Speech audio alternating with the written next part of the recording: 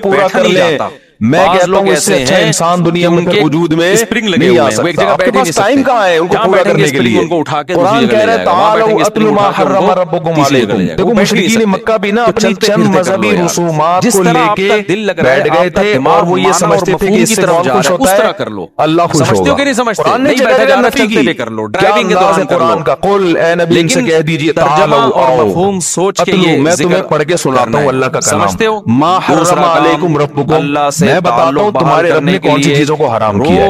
یہ جو تم نے جاہلیت کی چند رسومات کو پکڑ کے بیٹھ گئے ہو نا اپنے طور پر معیار ایک تم نے بنا لیا, یہ نہیں ہے. آؤ میں تمہیں بتاتا ہوں کون سی چیزیں جن سے خدا ناراض ہوتا ہے اور کون سی چیزیں جن سے خدا خوش ہوتا ہے. آؤ کتنا اچھا انداز ہے کہ ایسے ہے جیسے ایک آدمی کنفیوز پھر رہا ہو, پاگلوں کی طرح دیواروں سے ٹکرے مار رہا ہو, اس کو منزل نہ مل رہی ہو. اس نے جانا ہے جناب صدر جانا ہے, کوئی گاؤں دیہات سے کوئی بندہ کراچی آ گیا, یا اس نے کینٹ اسٹیشن جانا ہے.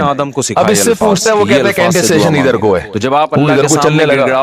دوسرے سے پوچھتا ہے وہ کہتا ہے نہیں اللہ آپ کو وہ بھی صحیح بتا رہا ہے کہ ادھر کو ہے, لیکن اتنے پیچیدہ طریقے سے بتا رہا ہے کہ تو پہلے یوں جانا, پھر یہاں سے جا کے نا ایک کھلے گنڈے والا آئے گا, وہاں سے رائٹ ٹرن ہو جانا, پھر ایک مولانا کلفی والا ہے ادھر سے لیفٹ ٹرن ہو جانا, ادھر 4K کا اسٹاپ آئے گا, وہاں سے پھر بس میں چڑھ کے ادھر اترنا, پھر یوں ان تمام بوکھلا گیا یار. ایک چھوٹے سے کتابچے میں تو ایسا کر تو ایسا کر, یہاں تک بات کلیئر ہو گئی. یہاں سے ادھر سے جانے کے بجائے ادھر نہ شوبہ, روزانہ ادھر نہ شوبہ, تو یہاں سے نکل جا کٹی پہاڑی سے, کٹی پہاڑی سے یوں نکلے گا, پھر ادھر سے بنارس میں ٹرن مارے گا, ادھر شیر میں جائے گا. روٹ تھوڑا خراب ہے لیکن راستہ کھلا ہوا ہے. پھر اب وہ شیر شاہ کیا ہوتا ہے, کیا ہو گئی ہیں ایسے میں کوئی عقل مند کہے گا ادھر آیا, ایسے ہی ہوتا ہے نا اسٹائل. پیر کی دعائیں, منگل زیادہ لمبی چوڑی کی دعائیں, ٹینشن میں پڑنے کی ادھر آیا, جمعے کی پیچھے گاڑی میں ادھر ہی جا رہا ہوں. جمعے کی دعائیں سٹاپ ہو رہی ہے, وہیں سٹاپ کر دو, کیونکہ اب جو مناجات مقبولہ مل رہی ہے اس میں پھر لوگوں نے اپنی گریویاں بھی بہت آگے لگا دی. چھوڑ دے ان مناظروں میں بحثوں میں 3 دن لگا لے, انسان کا بچہ بن کے واپس آ جائے گا. کوئی بزنس نہیں ہے, پتہ چلا مجھے صاحب منزل یہ انداز بڑا بہترین ہے, بغیر پروفٹ کے چھوڑ دے یار. یہاں میرا خیال ہے میں نے کہ اہل حدیث کا واقعہ سنایا تھا نا, وہ ابھی بھی اہل حدیث ہی ہے لیکن وہ تبلیغی میں لگنے لگے, کہہ رہے یار میں یہ رفع الدین آمین مل جائے, ٹانگیں چوڑی کرنی ہے, پتلی کرنی ہے, پوری زندگی برباد کر دی, حاصل کچھ بھی نہیں ہوا. اور کہہ رہے جس کے پاس جا کے بیٹھو دوسرا فرقہ غلط لگنے لگتا ہے. میں نے ان کا میرے بڑی اچھی دوستی ہے ان سے, وہ میری 4 شادی والی کتاب پڑھ کے مجھ سے ملنے اہل حدیث تو اتنی بڑی داڑھی ان کی, 4 شادی والی کتاب پڑھ لی 2007 میں پڑھی انہوں نے, ٹھیک ہے نا. مجھے تلاش کرتے کرتے پہنچے, خواتین بھی رکھیں, بڑے بغلگیر ہوئے, کہہ رہے یار کیا کتاب ہے یار, اس سے فائدہ کیا ہوگا. ویسے بڑی سے بھی دعا ہاتھ اٹھا کے اخپل طریقے سے مانگیں, داڑھی سے مجھے اندازہ ہو گیا وہی اہل حدیث ہے. آپ کے اپنے میں نے کہا کیا, اور دوسرا اس دعا کو بھی روزانہ پڑھنے کا پہلے میں بریلوی تھا, فائدہ کیا ہوگا, اس میں قرآن و سنت کی جتنی دعائیں 40ویں 11ویں شریف 12ویں شریف نظر و نیاز سارے جمعرات کے وہ ساری ایک ہفتے میں آپ مانگ لوگے, تو یہ کوئی کم فضیلت ہے. کہہ رہے پھر میں دیوبندیوں کے پاس بیٹھنا اور پھر ایک اور خاندانی فائدہ ہوگا, تو کہنے لگے میں دیوبندی بن گیا. پابندی سے پڑھنے کا معمول بناؤ گے نا, 6-7 مہینے سال کے بعد جا کے وہ ساری دعائیں آپ کو یاد ہونا. پھر کچھ دنوں کے بعد اہل حدیث میں بیٹھا, انہوں نے بخاری کی حدیث دکھائی رفع الدین والی, میں دعاؤں کا بہت بڑا ظاہر ہے ہر آدمی کے پاس علم نہیں ہوتا, معمول بناؤ گے کہ نہیں بناؤ گے, مناجات مقبولہ خریدیں. ہر آدمی کو اس کا یہ مطلب نہیں کہ الگ سے دعائیں وہ الگ سے مانگنی, کتنے کام ہو گئے, ڈاکٹر کے پاس بھی نہیں ہوتی. چوتھا کام دعا, کہہ رہے میں پھر وہ تو میں پہلے بتا چکا ہوں. کہہ رہے جب میں اہل حدیث بنا, چوتھا تو ایک کام دن آپ نے جماعت کیا المسلمین کرنا ہے, والوں کا کہیں مجھے لٹریچر ملا کہ ہمارا فرقہ وارانہ نام نہیں ہے, یہ حنفی, شافعی, دیوبندی, بریلوی, اہل حدیث, یہ تو فرقے بنائے. وہ سماکم المسلمین, اللہ نے نام کیا رکھا ہے مسلم. آئیے جماعت المسلمین میں جس کا کوئی فرقہ نہیں ہے, میں نے کہا یہ اہل حدیث بھی پہلے اپنے آپ کو اچھے کام میں بزی تو کریں نا. تو کیا کرنا ہے, آسان نہیں ہوتا مسلک چھوڑنا, قرآن کی ملامتیں کہہ رہے نہیں ہمیں تو حق کی تلاش تھی, ہم کہاں نکل لیے. ایک پارہ پڑھنا بہت مشکل ہے, تو جماعت المسلمین کے اب شکر ہے اس کے بعد کوئی لیٹسٹ فرقہ وجود میں آیا نہیں تھا, اس سے اوپر کا. لیکن اب جماعت المسلمین بھی پارٹ 1 پارٹ 2 ہو گئی ہے, ورنہ وہ ساری نہیں پارٹ 1 پارٹ 2 کے مناظرے کراتے رہتے کہ ان میں پارٹ 1 صحیح ہے یا پارٹ 2 صحیح ہے. 20 منٹ پہ جماعت المسلمین کا مسئلہ ایسا حل ہوا ہے جب سے پارٹ 1 پارٹ 2 آیا, جماعت المسلمین کا زور بھی ختم ہو گیا. ورنہ ہم یہاں محلے میں ایک درد سر بنے ہوئی تھی جماعت المسلمین, ہر تھوڑے دن میں کوئی لڑکا لٹریچر لے کے آ رہا ہوتا ہے, اس کا کیا مطلب ہے, اس کا کیا مطلب ہے. ہم شادیوں پہ کام کر رہے ہیں, لوگوں کو کہہ رہے ہیں یار بیوہ عورتوں کو سہارا دو, 10 منٹ جو اور پابندی کے ساتھ ہو, طلاق یافتہ عورتوں کو سہارا دو, سے بہتر ہے جس میں 2 دن بہت بڑا بڑی صلاحیت ہے کہ ان چیزوں میں لگیں گی تو معاشرے میں وہ مثبت کام کس ٹائم پہ کریں گے بیٹھ کے. تو وہ تلاوت کا معمول جب سے پارٹ 1 پارٹ 2 وجود میں آئی ہے نا, اب مسئلہ ہی ہے. جب بھی کوئی جماعت المسلمین والا کہتا ہے کہ نبی نے فرمایا جماعت المسلمین اور اس کے امام کا یعنی لازم پکڑو, تو ہم کہیں گے پارٹ 1 کے بارے میں فرمایا پارٹ 2 کے بارے میں. پہلے یہ فیصلہ کر لو, پھر ہم حدیث میں دکھاؤ پارٹ 1 ہے یا پارٹ 2 ہے. تو کہیں بھی ایسا نہیں ہے کہ جنتیوں کی صفت بیان کی اور تہجد کا ہر نیا فرقہ بنتا ہے یہ کہہ کے کہ میں سارے فرقوں کو ختم کر رہا ہوں مگر وہ ایک نئے فرقے کی بنیاد رکھ کے 20 فرقوں میں ڈیوائیڈ ہو جاتا ہے. اور اس 4 میں جو دعا کرو گے نا وہ اسی 4 المسلمین میں چلے گئے. جماعت المسلمین کا اس وقت پارٹ 2 نہیں تھا تو وہ جماعت المسلمین میں گئے تو ان کو وہاں بڑا اچھا لگا بھائی ہر بات قرآن کی ہر بات حدیث کی لیبل تو سب نے بڑے اچھے خوبصورت لگائے ہوئے ہوتے ہیں تو بڑے اچھے کہتے ہیں ہوتے ہوتے میں صوبہ سندھ کا امیر بن گیا کیونکہ پیسے والے بھی ہیں یہ تو پیسہ بھی بیچ دیا اور جماعت المسلمین پہ انہوں نے نچھاور کیا. جماعت المسلمین کو ترقی دینے میں ان کا بہت بڑا کردار. میں نام اس لیے بتاؤں گا کہ ان کی طرف سے پابندی ہے جماعت المسلمین تنگ نہ کرنا شروع کر دیں. کیا بے نے جماعت المسلمین چھوڑ دی ہمارے راز کیوں فاش کر رہے ہیں یہ بھی تو خطرہ ہوتا ہے نا. تو کہتے ہیں مجھے پھر ایک دن اندازہ ہوا کیونکہ حق کے متلاشی تھی مجھے اندازہ ہوا کہ حنفی لوگ ابو حنیفہ کی اتنی تقلید نہیں کرتے جتنے یہ جماعت المسلمین والے اپنی امیر کی مقلد ہیں. یہ لوگ لیبل لگاتے ہیں کہ ہم کسی کی تقلید نہیں کرتے مگر جتنے بڑے مقلد یہ لوگ ہیں اتنا بڑا مقلد مجتہدین کی ایسی تقلید نہیں ہو رہی ہے. کہہ رہے پھر میں سوال پوچھتا تو مجھے اس کا جواب نہیں ملتا تھا تو میں پھر کنفیوز ہونا شروع ہو گیا. یار تم تو باپ بنائے ہوئے تم نے اپنے امیر کو. کہہ رہے اب کہا جائے بھائی یہ تو شگر ہے مرتد نہیں ہوئے. میں نے ایسے لوگوں کے واقعات سنے جو تنگ آ کے بالآخر مرتد ہو گئے اسلام چھوڑ دیا انہوں نے. کہہ رہے ہیں میں گیا تبلیغ جماعت فضائل اعمال کی تعلیم چل رہی تھی تو میں جا کے بیٹھ گیا. مجھے انہوں نے پاؤں دبانا شروع کر دیے کہ سیروزے میں چلو. پہلے تو میں نے سوچا بھی رفع الدین کا مسئلہ چھیڑیں گے اب یہ آمین کی بات کریں گے. کہہ رہے میں نے ٹانگیں چھوڑی کر کے نا یوں کر کے پوری نماز پڑھی ہے. شرم نہیں آتی یہ 5000 کی یہ ویلیو ہونے والی ہے. کسی نے نہیں چھیڑا. تو کہہ رہے میں نے کہا 3 دن لگاتا ہوں پھر چھیڑوں گا. میں حکم دیا ہے 3 دن لگاتا ہوں یہ الفاظ میرے ہیں چھیڑوں گا. یہ تو ہماری اپنی کراچی کی اردو میں یہ چیزیں بنائی لی ہم نے. یہ جو ضرورت مند لوگ ہیں ان کا نے کہا شاید اب مجھے ایسے صدقات و خیرات کیا کرو جیسے اتنی جوانیں ٹرائی کی ہیں اس کو بھی ٹرائی کر لو. تو کہہ رہے میں نے کہا میں یوں جاؤں گا پھر یوں کروں گا پھر زور سے ٹیکس بھی دیں گے لیکن ہم اپنے رشتہ داروں پہ غریبوں پہ ضرورت مندوں پہ ایسے تجوریوں کا منہ کھولیں گے کہ گویا یہ اللہ کی طرف سے ہم پہ ٹیکس ہے. کنجوسی ختم کرو معاشرے میں. زکات دیتے ہوئے جان نکل رہی ہے ہم سب کو مل جل کے. کتنی تھوڑی سی زکات ہے یار. کتنی تھوڑی سی بیٹیوں کے نام ہو رہا ہے زیور تاکہ زکات نہ دینی پڑے. خوشی خوشی دو یار سال میں ایک دفعہ ایک اسلام کا رکن ادا کرنے کا موقع مل رہا ہے اس سے بڑھا کے دیا کرو. اس پہ بہت سے لوگ مجھے کہہ رہے ہیں آپ حکومت سعودیہ کے خلاف بیان دے بیان دے بیان دے. ہم نے بڑے عالم کی بات بڑی خاندانی سمجھو میرے شیخ ہے. انہوں نے کہا تبلیغ جماعت پہ جب پابندی لگی ہے تو اس کو تبلیغی انداز سے حل کرنا پڑے گا. تبلیغی انداز یہ کہ ہم تختوں پہ بھی سو سکتے ہیں لیکن اللہ نے سونے کے لیے ہمیں کیا دیے ہوئے ہیں. کیونکہ اگر آپ بیانات تاغنا شروع کر دو ہر چیز ہمیں اللہ نے ایک جوڑا ہمارا گزارنے کے لیے کافی ہے. سمجھ رہے ہو نا سطر کو ڈھانپ لے لیکن میرے بیان سے متاثر ہو کر یہ نہیں کہ مفتی نکل کے گریں گے نیچے. خطرناک بیان آ گیا. ہمیں ترساتن سا کے دیتا ہے. سلمان نے کہا آج سے میں نے اپنا فیصلہ گنا زیادہ تو جب اللہ ہم سے مانگتا ہے بڑے اللہ میں پڑے ہوئے بڑے بڑے مفتیان کرام نے ایک حرف بولا تو جتنے خواتین یہاں بیٹھی بیان سن رہی ہیں جتنے مرد ہر مہینے معمول بنائے کچھ نہ کچھ اماؤنٹ پابندی سے صدقہ بڑی پیاری بات کی انہوں نے کہ بھائی اس پابندی کو تبلیغی سٹائل میں کیا جائے. تبلیغ والے یہ اس طرح اسٹائل ان کا کیا ہے یہی ہے جو ابھی بیان کر رہا ہوں. ان کے سامنے دولت کی باتیں پیسے کی باتیں دولت کی باتیں پیسے کی باتیں بزنس کی باتیں لہذا جس بچے کو جاب نہ ملے وہ کھمبے سے لٹک کے ہم سب کا ہے بھائی ہم سب نے بچے کو توکل کی باتیں کرو بیٹا پیسہ ویسا کچھ نہیں ہوتا. ٹھیک ہے اللہ نے ہمیں بہت دیا لیکن یہ سب کچھ نہیں ہے. کسی نے نہیں مجھے کہا تو کس جماعت سے تعلق ہے کس فرقے سے تعلق ہے. قارون جب اپنے خزانوں کے ساتھ نکلا تو کہہ رہے مجھے پتہ چلا کہ حق پر کون ہے. اہل علم نے کیا کہا بھائی یہ کچھ بھی نہیں ہے اصل عمل ہے. یہ اہل علم نے کہا نا قرآن میں کئی بار بتا چکا اپنے بچوں کو سکھاؤ بیٹا پیسے کسی کی دولت دے کے رالے مرتد ہو جاتا ہے یا گھوم پھر کے کہتا ہے یار جانے دو یہ ہمارے مسائل صدقہ خیرات یہ پیسے والا اگر صدقہ خیرات کرتا ہے تو بہت اچھا نہیں کرتا تو بیٹا یہ پیسہ وبال جان ہے. جیسے تبلیغ والوں کے پاس جاؤ نا کیا کہہ رہے ہیں یار آجا ہمارے ساتھ 40 دن گزار لے بس. کہ کچھ تو وہی اسٹائل ہے. صدر جا رہے تھے وہ ادھر ادھر اس نے کہا بھائی پیچھے بیٹھ جا گاڑی میں بچے کے ہاتھ سے دلواؤ تم لے کر میں پہنچا دوں گا تیرے کو تاکہ اس کو پیسہ دینے کی عادت پڑے. اپنے بچوں کے سامنے اپنی بہنوں پہ خرچ کیا کرو اپنے رشتہ داروں پہ خرچ کیا کرو اپنی طرف سے ان کو زمانے بھی بڑے ہو کر جاہلیت کی عادت پڑے کہ رسومات کو ہم نے بھی فالو کیا کر رہے ہیں کرنا ان سے ہے کہ آؤ آؤ اپنے ذرا میں بہن بھائیوں پہ تمہیں خرچ بتاتا کرنا ہے. ہوں ما حرم ربکم علیکم بتاؤ میں بتاتا ہوں کیا حرام کیا وہ چیزیں حرام کی تو بالکل نیچر کے نیچر بھی ان کو غلط کہتی ہے. کو بہت پیچیدہ دین نہیں ہے. ان کی بہنوں کی اللہ تشریکو بھی شیئا اللہ کے ساتھ کسی کو شریک نہ کرو. اس نے بنایا اس کے کون شریک ہو سکتا ہے. چل رہا ہے وبالوالدین احسانا تو اللہ بھی کیا والدین کرے کے گا ساتھ ہاتھ اپنے اچھا سلوک کرو اور دل کیسی کنجوس کرو گے نا تعلیمات یہ چیزیں فوکس کرنے کی بچوں کو. میرے اللہ کا بڑا فضل ہے جب میں بچپن میں گلک رکھتا تھا بڑھاپے میں ان کے قدموں میں جنت تلاش کرنی ہے.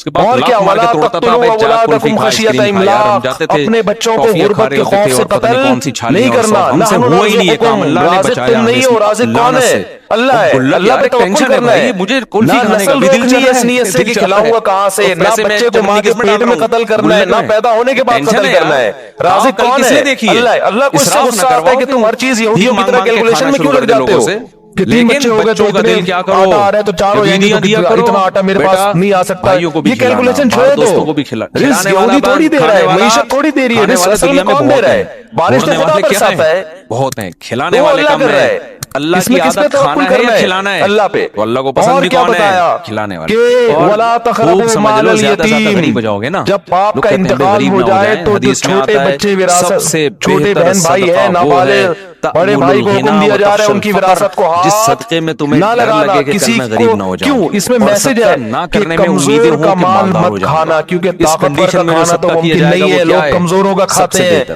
तो ऐसा तुम्हारा ना हो कि माल हातिम वही है ताई जो की उसके कब्र पे तुम जाके मालिक लात हो, मारते किसी हो को और सब कमजोर समझ चैरिटी के उसका करके माल फिर खाने भीख की मांगने आए हो कोशिश मुझसे चंदा, बोलो तो ना करना। मैं तो मोटिवेशन के लिए कह रहा हूँ, औफुल लेकिन जो कैल वल कंजूसी मीज़ान मार्केट में चल इज़ा रही है कुल्तुम, वो औफुल मुसलमानों कैल का वल मीज़ान कल्चर बिलक़िस्त। नहीं है। जब ये हक हम लोगों ने लेने गैर की बारी मुस्लिमों से आए सीखी है ये चीजें। तो जैसे ना वो तो लेते हुए बीवी हक पे खर्च पूरा कर रहे हैं, वसूल ना वो करते औलाद पे हो, खर्च कर रहे हैं। वो तो ऐसे दो ही बच्चे हक पैदा देने का की वक्त बारी इसलिए आए कर तो रहे हैं हक दो से दिया ज्यादा ना हो भी कि खर्च ना पूरा करना पड़ पूरा जाए इनके करो। ऊपर। दफ्तरों तो जिस में कम आप वक्त की ये सोचो तनख्वाह कि अपनी पूरी ले औलाद के रहे लिए हैं, औलाद काम में पैदा आप करने के डंडी लिए मार तैयार रहे ना हो हैं। कि खर्च यहाँ करना कुरान ने पड़ेगा। ये कहा कि आओ उनसे मैं क्या तुम्हें बताता सखावत हूँ की हक उम्मीदें क्या है, लगाओगे हक ये भाई है आप? कि हर वो वक्त आपको मस्जिद में आके सखावत बैठे सिखाएंगे। रहोगे। कहा खर्च कुरान करने ने? का सबसे जब बेहतरीन माल दफ्तरों तो में माँ बाप और दयानतदारी औलाद से है। काम होगा तो इन्हीं वो के लिए तो तरक्की इंसान करेगा कि नहीं कमाता है। करेगा? कोई बात नहीं, जो पैदा काम होंगे आपके जिम्मे खिलाएंगे, कोई लगाया बात है नहीं। आप उसको और बच्चे कहना कि अब्बा खाने को रोटी नहीं है, दयानतदारी के बेटा साथ करो, रोटी जरूरी नहीं तो है। क्यों नहीं मुल्क तरक्की अल्लाह करेगा? पेट क्यों नहीं जरूरत मुसलमान है। कौम हमारे तरक्की नबी को तो करेगी? 40 दिन रोटी तरक्की नहीं मिलती कैसे थी। होगी भाई? कोई हर जरूरी आदमी नहीं हर है। काम में डंडी मार जितनी रहा है। जरूरी है उतनी अल्लाह टीचर दे पढ़ाने देता में है। डंडियां बाकी मार अल्लाह रहा है, वो ज्यादा दे रहा है तो शुक्र अदा सीधा करो, नहीं पढ़ाते दे रहा नहीं तो है। क्या करो? तालिब इल्म आज पढ़ने लोग में कहते हैं डंडियां मार रहा है, गुर्बत वो की वजह अपने से ना बाप लोग से पैसे डिप्रेशन पूरे में ले जा रहा रहे है, हैं, फीसें खुदकुशियां पूरी हो ले रही रहा हैं। है, भाई मगर गुर्बत की बाप ने वजह जो से नहीं, काम उसके तरबियत जिम्मे ना होने लगाया की वजह से पढ़ने हो का, रही वो है। उस काम में पहले भी दिलचस्पी गरीब होते थे, नहीं ले रहा। आप लेकिन माएं यूनिवर्सिटी में सिखाती तलबा के थी, हाल बाप जाके देखो, सिखाते थे, बेटा आज वो रोटी है, स्कॉलरशिप ठीक ले है। रहे हैं और नहीं है तो गवर्नमेंट क्या से, है? सब्र करो। मगर गवर्नमेंट जिस मैं एक चीज की वाकया सुना के स्कॉलरशिप बस दे बयान रही को है समेटता हूँ। वो काम एक पूरा बुजुर्ग का वाकया है नहीं कर रहे कि ना अपनी उनके सेहत के पास ना साथ एक तालिब इल्म कुरान पढ़ा क्या कह करता रहा था। है, पहले औफू बिल जमाने में अहद, जो क्योंकि एग्रीमेंट करो वसाइल उसको